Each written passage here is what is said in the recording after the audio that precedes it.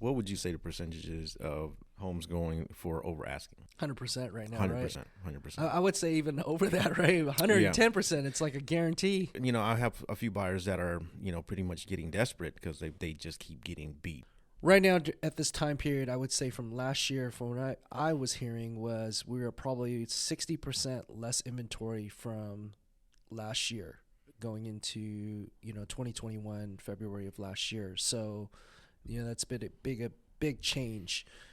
We are, of course, slated to see more inventory coming up springtime, of course, early. We're not seeing as much. What do you feel the reason of why we're not seeing much inventory right now? Houses have become so expensive in the Puget Sound area that people don't want to move, or they don't want to sell their house because they have to buy another house. Mm-hmm. With everything going on with COVID and everything, people are they're afraid. You know what I mean? They're afraid to sell their house, put it on the market for whatever reason, and then have to buy a new one. That's one of my theories. I don't know if that's actually true. That's my opinion. But I know there's people out there that are on the fence also. They want to sell because they saw their neighbor sell for whatever crazy price, and they know that it got multiple bids. My neighbor got $700,000. I know my house is worth the same, but do I really want to sell right now?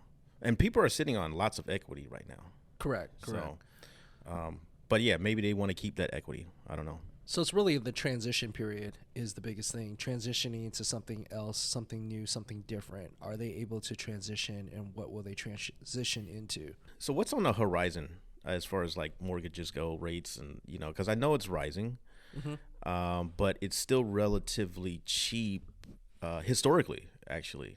Correct. So we are rising. I mean, the biggest thing we always get asked is, did we miss the boat?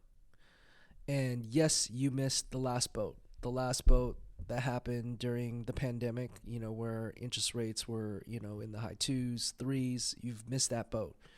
Now, there's a new boat that you can still jump on. Because it's a brand new boat. It's a brand new boat. It's nice and shiny.